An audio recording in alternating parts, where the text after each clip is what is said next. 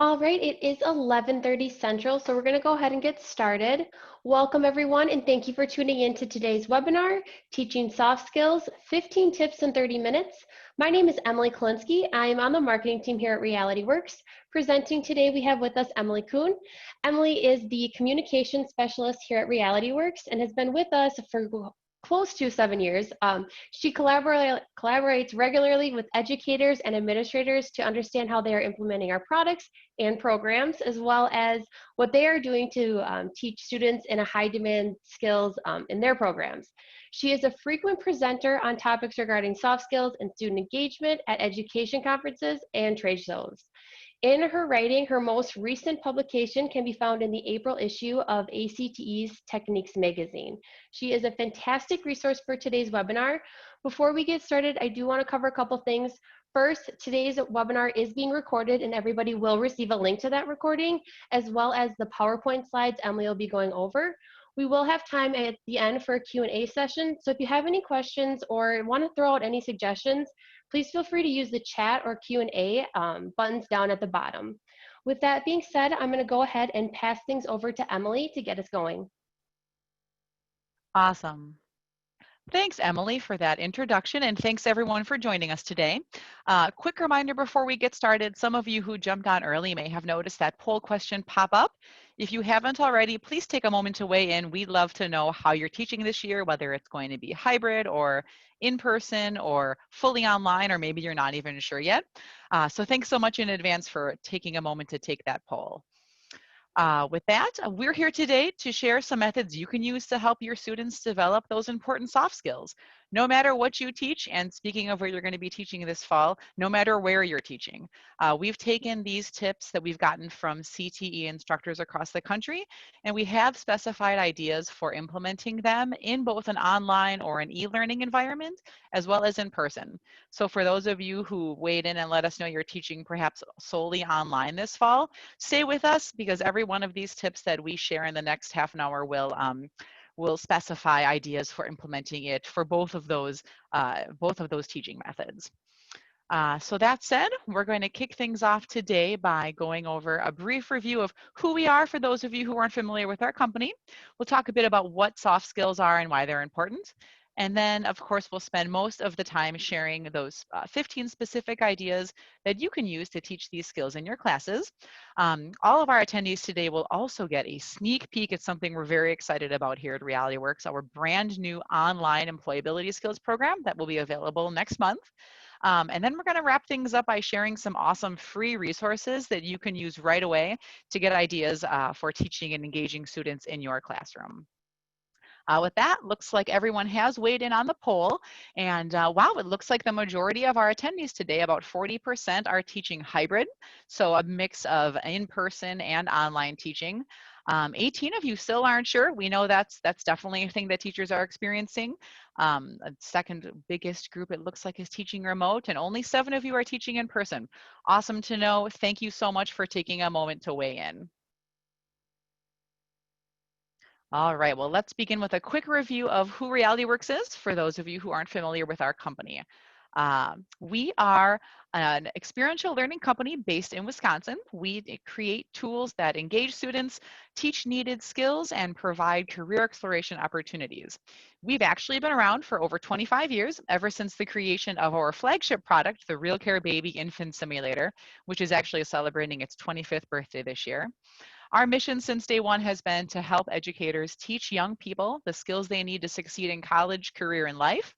We started in the field of family consumer sciences and health education with our infant simulators, but in the last 2 decades, we've expanded our offerings to include products and resources for a variety of CTE fields like the ones you see on your screen: welding, agriculture, nursing training, and more.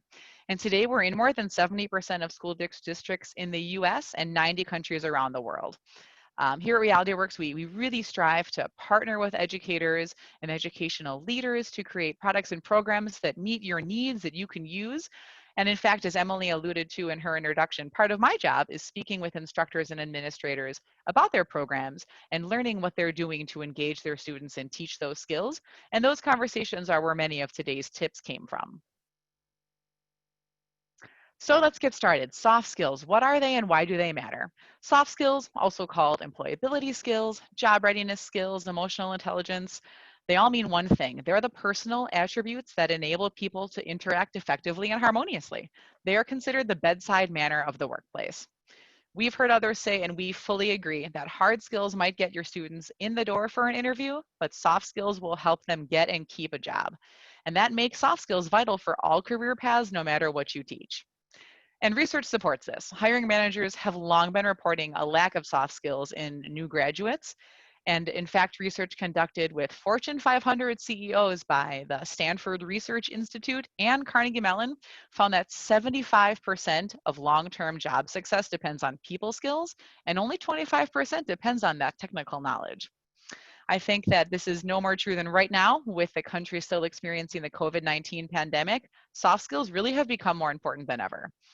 After all, in the last few months, the ways so many people work has undergone huge changes. Many have been forced into different routines, new ways of connecting with their colleagues. For all those folks working from home, there's been even more importance placed on soft skills like time management, productivity. And in fact, a report conducted by the Society of Human Resource Management just this past May, so a few months into the pandemic, reported that right now hiring managers value more than ever before workers that can communicate effectively, demonstrate teamwork, display that emotional intelligence and compassion, etc. So how can you help your students prepare for successful futures, especially in a workforce that could be very different from what they may have expected? Well, hopefully the tips today will help you with that. So you may not know it, but you are already teaching soft skills all the time. It might simply be a matter of emphasizing particular skills or adding time for reflection. Those of you who dipped your toe into the world of e-learning this past spring probably experienced this. To succeed, your students had to use their soft skills, right? To communicate effectively, to get their projects done from home. Some may have succeeded, some may have struggled, but the more opportunities that you give them to practice these skills, the more prepared they'll be. So before we jump into our first tip, let's conduct another quick poll. How many of you are feeling anxious about facilitating group projects safely this year? Take a quick moment to weigh in. You guys are fast. Already, we've had a plethora of responses. It looks like the majority of you are answering yes, that makes sense.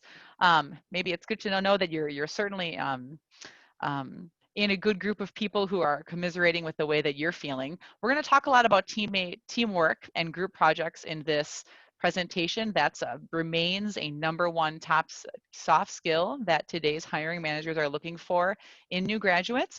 Hopefully some of the tips that you can take away today you can use to implement group work and establish those opportunities to practice teamwork safely, especially in a remote learning environment. So that said, our first tip comes from a family and consumer sciences teacher out of North Carolina, Ashley Edmonds. She shared the benefits of group projects in her FACS classroom and how she uses those to really help her students hone those teamwork skills, or that mix of interactive, interpersonal, problem solving, and communication skills. She told me that any assignment that involves collaboration helps her students hone their ability to work in teams. She's found that sometimes information is received differently when it comes from your peers, and for her, those group projects help her understand her students' ability to work as a team, see who can be a team player. So for those of us teaching in person this year, assigning in-class time or out-of-class time to research a topic and present as a group is a great way to foster that teamwork skill. Require that each student, of course, spend an equal amount of time presenting a different portion of the information to make sure that that teamwork is balanced. If you're teaching online, you can totally still achieve this. Students can be responsible for scheduling their own Zoom meetings and meeting with each other virtually to work together on research or collaboration. They can create a group PowerPoint presentation or some project that can be turned in online and even displayed for the entire class. All of those opportunities, small and large, will help your students work on those teamwork skills. Our second tip comes from the age-old recommendation of the importance of a good handshake. We all know that a good handshake is a skill that can make a huge impression in any setting, particularly a business one. Although these days elbow bumps have replaced handshakes, regardless, practicing this skill will still help your students master the keys to a good first impression, which are eye contact, a confident greeting, and a smile. If you're teaching in person this year, we recommend that you begin each class by bumping elbows or offering an air high five with every one of your students individually. It'll only take a few minutes, but in every opportunity that you have to interact with your students and exchange that elbow bump or that air high five, you're going to be giving them a chance to practice those key steps to a good first impression: eye contact, a confident greeting, and a smile. If you're teaching remotely, you can encourage each student to take a turn high-fiving their webcam. We've found some teachers who are doing that. You can ensure in those moments before or after that they're doing the same thing. They're maintaining eye contact, that they're smiling, they're offering a confident good morning or a good afternoon. And with each student, you can even take a moment to return that greeting individually. The key with this tip is that consistent practice. By making this kind of greeting a habit every day or a consistent way to kick off your class, you're giving your students regular opportunities to practice what's a very basic soft skill. And truly, some of them may not have other opportunities to get in this regular practice. And another awesome bonus of this particular tip is that it speaks to your relationship with your students. They'll see you taking the time to personally greet them every day. Tip number 3 is about empathy. Cultivate empathy at every opportunity. Empathy, of course, is the ability to identify with another person by sharing in their perspectives and feelings. This soft skill is commonly valued in the helping professions like counseling and social work, but it can bring great value to teams in any workplace by helping develop camaraderie and trust. Wisconsin nursing instructor Casey Carlson spoke with us about how she cultivates empathy in her classroom, whether it's through a reading, a simulation, group discussion, or another activity. She told us that she thinks every lesson concept should include reminders on the importance of empathy. Case studies, simulation, and even exam questions can help you prepare your students to handle uncomfortable topics. If you're teaching in person this fall, you can cultivate empathy in your classroom by assigning a reading and having students pair up to discuss their feelings. They could even present their thoughts to the class to foster a larger group discussion, or they could summarize their discussion in a written report and practice some of those written communication skills. If you're teaching online, you could have your students complete a video assignment and then pair up using video conferencing tools to discuss their feelings on the topic. And again, they could present their thoughts to the class via a recorded video, a Zoom presentation, or a writing assignment submitted via an LMS system. The link on your screen, and remember, you'll get this PowerPoint after the presentation via email, but the link on your screen is an awesome guide developed by the Teachers Guild, a professional community of teachers dedicated to solving the biggest challenges in education today. And that slide contains a plethora of empathy building activities that are designed for classrooms from middle school all the way up through seniors in high school. So that's a great link if you want any follow-up resources for empathy. Tip number 4, use real-world examples to make lessons relevant. The more relevant you can make your lessons, the more your students will engage with the content and connect what you're teaching them with their own futures. Louisiana culinary teacher Jennifer Ebert told us she does this by incorporating real-world examples about how her students are already using their soft skills every day. So for instance, Jennifer told us she gives her students a chance to give examples about how things like communication, critical thinking are needed to help them succeed at their jobs at Pizza Hut, McDonald's, etc. She'll have them talk specifically about how critical thinking, for instance, is needed as one of them, cooks burgers to the correct temperature, or another one of them prepares and serves food to the restaurant attendees in the proper way, using manners, doing what they need to do to make the customer happy, etc. All of those are soft skill opportunities that she encourages by simply giving her students a chance to reflect on those in class. So you can do that if you're teaching in person by having students stand up and share a soft skill they use at their jobs, or maybe if they don't have a job, at their athletic activity, along with a time they felt that skill made a difference. If you're teaching online, you could conduct a similar exercise via Zoom or some sort of video conferencing tool, or you could have your students create a PowerPoint slide illustrating their example that you could share with the class or create an entire presentation from. Tip number 5 is to create opportunities to practice teamwork with student-run scenarios. So in a previous slide, we talked about using group projects to foster teamwork. And teamwork, again, is regularly one of the top skills needed for success in today's workforce. So here it is again, this time in the context of student-run scenarios. We spoke to an EMT instructor named Krista Wentz. She recommends letting her students be in charge of those skills practice scenarios in the class whenever possible. She has found that doing this promotes strong working relationships, which of course are needed not only in the classroom, but eventually in the workplace. In her EMT courses, Krista does this by having students play the different roles of the patient, the EMT, the firefighter, or the family member. But you can do it in any class by having students play the role of a caregiver and a parent, or a patient and a nurse, or even an interviewer and an interviewee, depending on what you teach.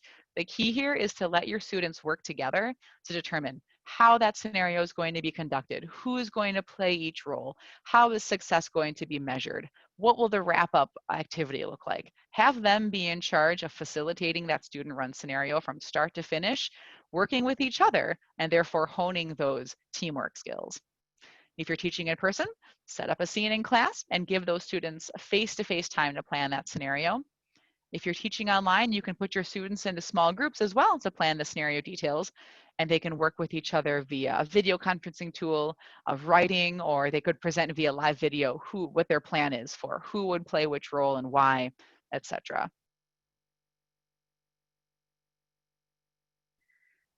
Tip number 6 is to set daily expectations. So every day around the world, of course, we all know that professionals are expected to arrive on time, be prepared, dress for success, even use proper spelling and punctuation, etc. And you can set your students up to succeed in the workplace by expecting that professionalism from them every day, even if you're not teaching in person.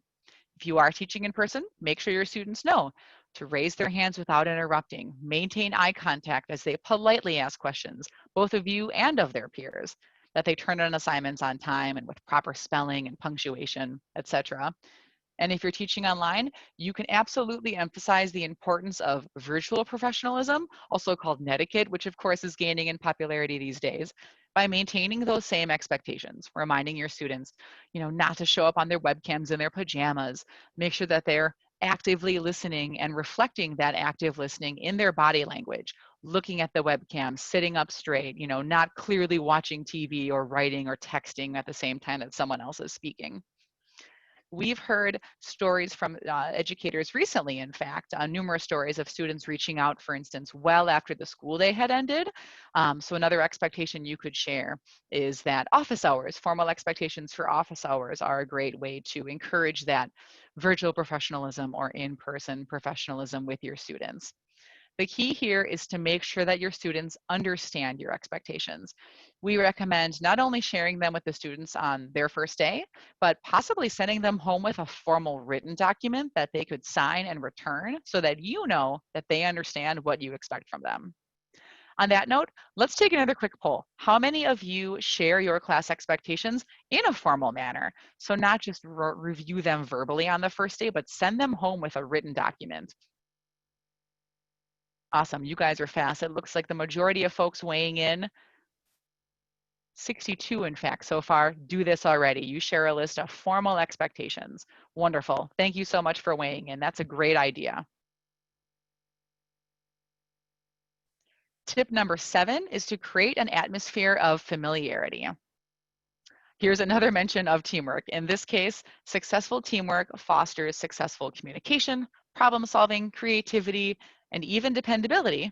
Because if your students don't know each other, they'll be less comfortable collaborating and learning from each other. And remember, for many of today's 21st century Gen Z students, reflecting with their peers really does help them make important connections with lesson content. So when we spoke to a Wisconsin nursing instructor named Bobby Scanlon, she recommends conducting activities to help your students get to know one another. That way, when they pair up to practice skills, in her case, nursing skills, She's found her students have a much greater sense of comfort with each other. They can interact a little better. They're not as afraid to ask questions or discuss what's happening.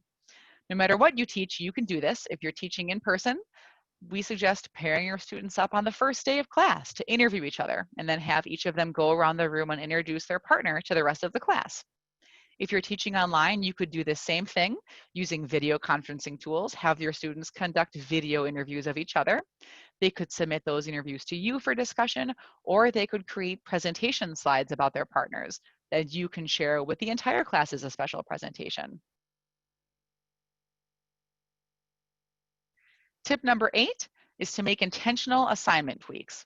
Now, even before the pandemic, research showed that the ability of a company to adapt was the new competitive advantage, and that remains true today. Now more than ever, demand is growing for employees who can adapt to an ever-changing workplace, employees who are open to new ideas and don't panic when things go according to plan.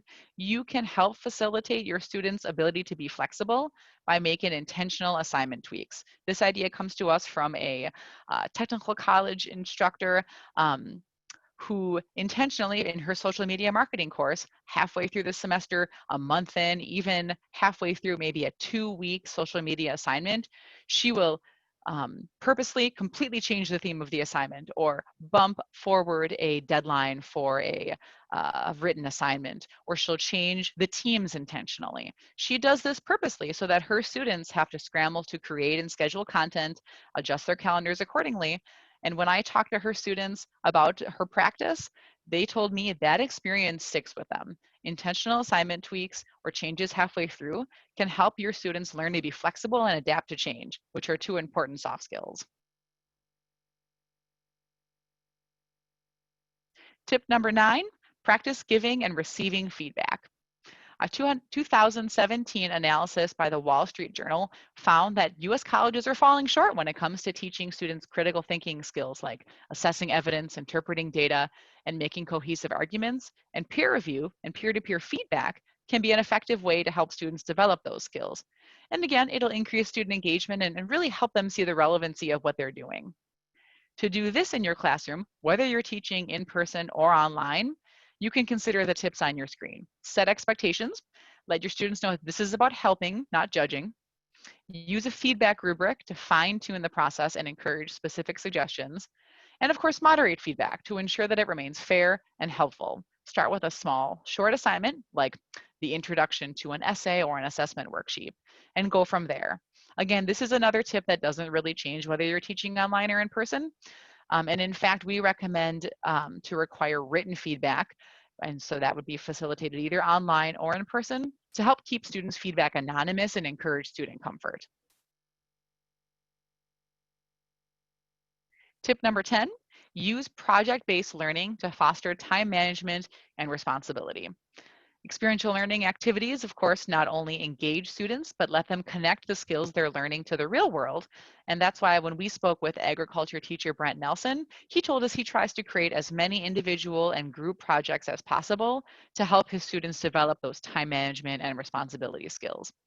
He shared with us that a lot of his ag students don't thrive in a traditional classroom setting anyway, so project-based learning is very appealing for him. By putting his students in charge of long-term projects, like in this case, his classroom's hydroponic system, Brent's students learn valuable soft skills like time management, like responsibility, as they take charge of planting the vegetables that he grows, harvesting and preparing those vegetables, and even working with his school's food program to create that a farm to table school program. By letting his students take charge of that, they're learning those soft skills. So if you're teaching in class this fall, you can also offer independent and group projects, maybe for bigger credit. Put students in charge of project management, planning the deadlines, completing the actual work, of course, determining follow-up assignments, etc. If you're teaching online, you can conduct similar assignments where students use those technology tools that are at their fingertips to connect with one another, research, and present, in addition to listening to you watching videos or reading. Any sort of group project, whether it's large or small, will help them develop those time management and responsibility skills. Tip number 11, prioritize informal speaking opportunities. Even before the pandemic, we all know that we were facing an increasingly connected world thanks to technology and digital media. And that means that your students will be increasingly communicative. They'll need strong speaking and listening skills to succeed in the workforce, especially now when formal oral speaking opportunities may not always be as given an opportunity in the workplace. So that's why we encourage you to provide regular informal oral speaking opportunities and prioritize those same oral speaking requirements when you're doing things like speaking to a student to provide help or watching one student ask another for something small, even like borrowing a pen or asking a peer for assistance. Make sure that your students maintain those same requirements, like maintaining good eye contact, using a friendly tone, speaking confidently. Um, Maybe even you could initiate an impromptu discussion after witnessing a positive or a negative exchange in your in-person or virtual classroom to jumpstart a discussion on why even those small speaking opportunities are as important as formal speaking opportunities to develop those soft skills. Things like this will get them used to consistently maintaining a friendly tone, practicing good eye contact, and being polite. Again, in a way that some students might not have the opportunity to practice outside of your classroom. Tip number 12, use small talk conversation cards. Of course, we all know small talk is considered a foundational soft skill. It's where conversations begin. Someone who can conduct good small talk can think on their feet, it demonstrates intelligence, and it speaks to your ability to communicate. One of our customers shared with us once how she used small talk conversation cards in her classroom. Simple, pre-made note cards with general questions and statements already written on them that she has kept at the ready in her classroom and used them to give her students a chance to get used to conversing with people they're not used to speaking with. Small talk conversation cards actually also give your students a chance to practice the 3 Ps of small talk, which is polite, positive, and professional, and also help them get started learning those valuable networking skills.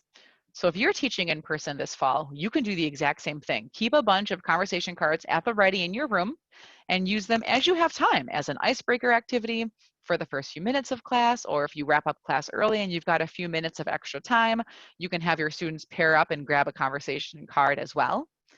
If you're teaching online, you could do something similar. You could set aside the first 10 minutes of class for students to Zoom, perhaps just with one another. You could encourage them to record their sessions and submit to you, which you could review and discuss with them for future reflection. Again, giving them those regular opportunities to make small talk with their peers and speak to people they're not used to speaking with is what's going to help them get used to using those skills. Tip number 13, use video diaries. Again, many teachers and students have learned this firsthand the last few months. Giving students the chance to use technology in productive, meaningful ways will help them get used to using these tools and become comfortable and eventually succeed in careers that rely more and more on these tools. Video diaries are a great way to do this no matter what you teach. Plus, they promote reflection, critical thinking, and communication skills, other valuable soft skills. So the image on your screen is from one of our teachers who requires her students, when they take home their real care babies for a weekend simulation, she asks them to create video diaries that document their simulation experience with baby and provide an opportunity to reflect. You can do this no matter what you teach by simply having your students document the learning process during a long-term research paper or a bigger project. The link on your screen is a great place to get started. It offers 5 great apps that students could use to get started creating video journals. Um, and whether you do this with those easily downloadable apps, you can implement this kind of a project in your in-person environment or your online learning environment. Tip number 14 is to conduct mock interviews. Mock interviews are a great way to give your students real-time practice using soft skills like critical thinking and communication. And of course, it gets them experience thinking on their feet. I personally have participated in several opportunities to interview local students at our local tech college, and I have found it's always worth my time. If you're teaching in person, of course, you can contact your former students or local professionals and arrange for someone to come in and speak to your classroom.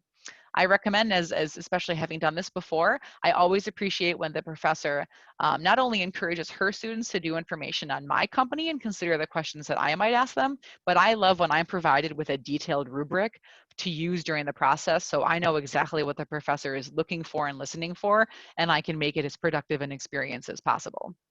Now, if you're teaching online, I honestly wonder if coordinating a mock interview might even be easier right now because your interviewees don't need to coordinate the logistics of actually appearing in your class in person. You could send them a Zoom link and pull them up on a video, and then your students can participate in the same conversational opportunity that they'd get in person.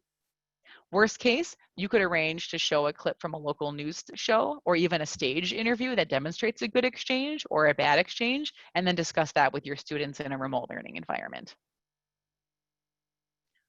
Our last tip today is make time to reflect. This last tip applies to everything we've shared and all other opportunities that you give your students to practice soft skills in your program.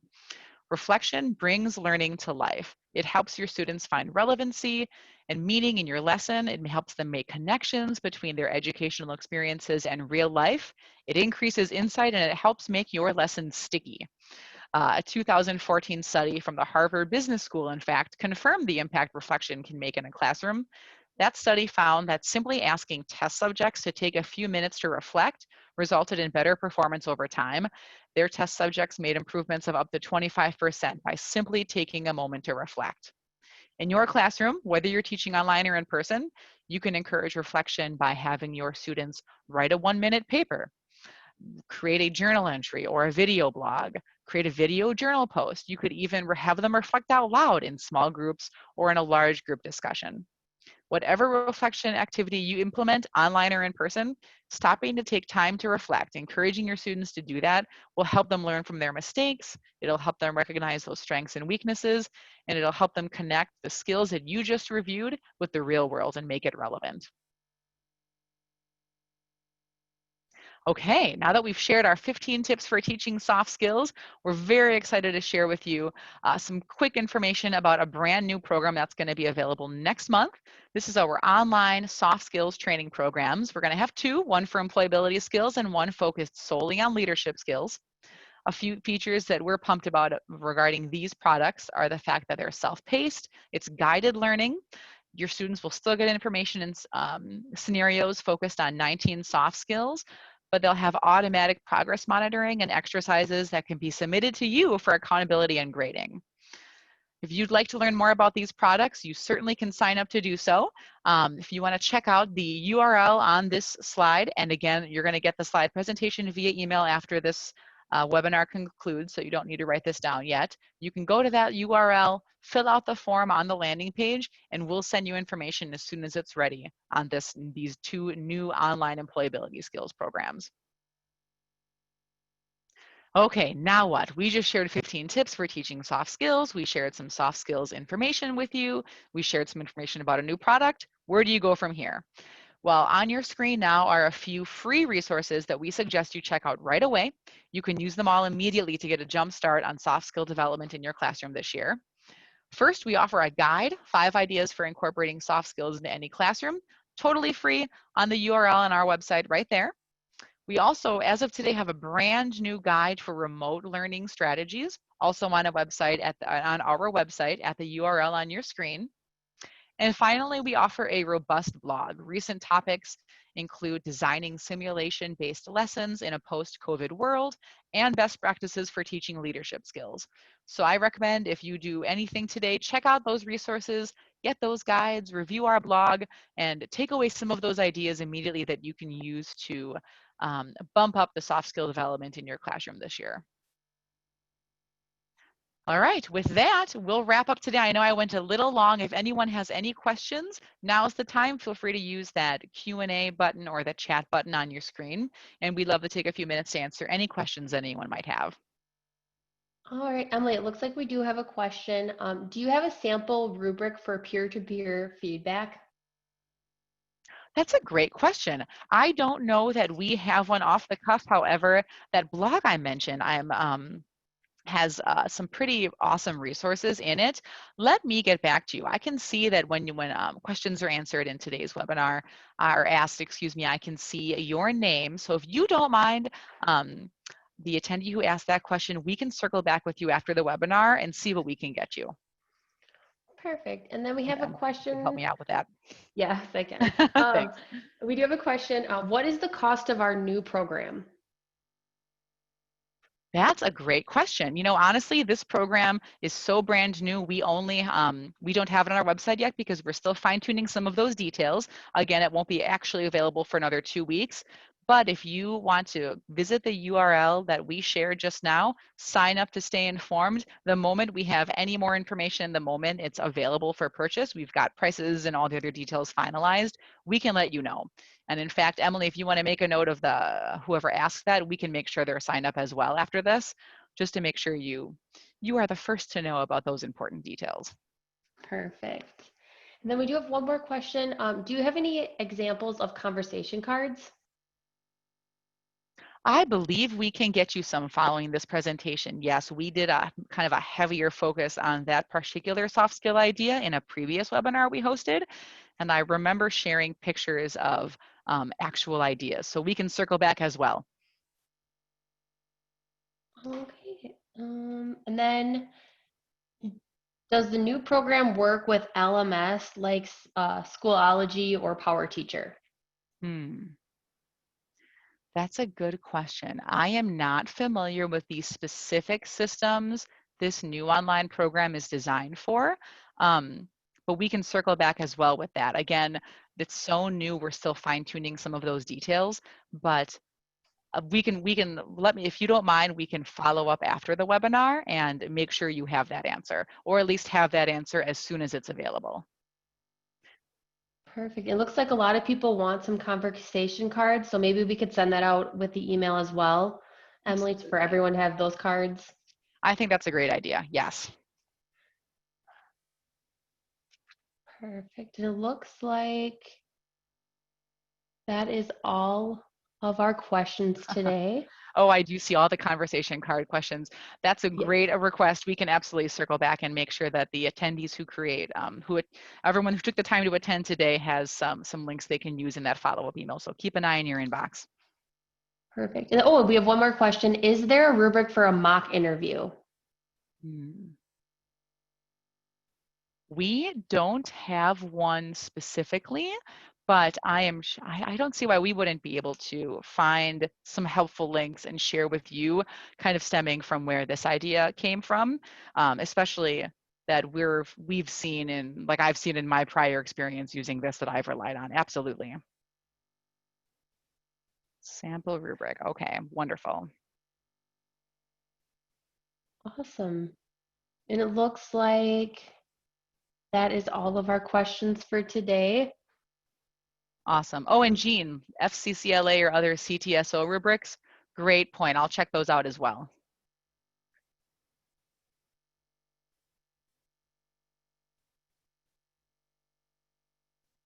Awesome. Sample rubrics. Awesome. Yeah. So we can get all of that stuff out to everybody. But thank you for tuning in today. And thank you, Emily, for doing this presentation. Absolutely. Thanks everyone for taking the time. We appreciate the opportunity to share these ideas with you. Yep. And we'll get that email out within the next 24 hours. So definitely check your spam mail for that email. Perfect. Thanks everyone. Thank you.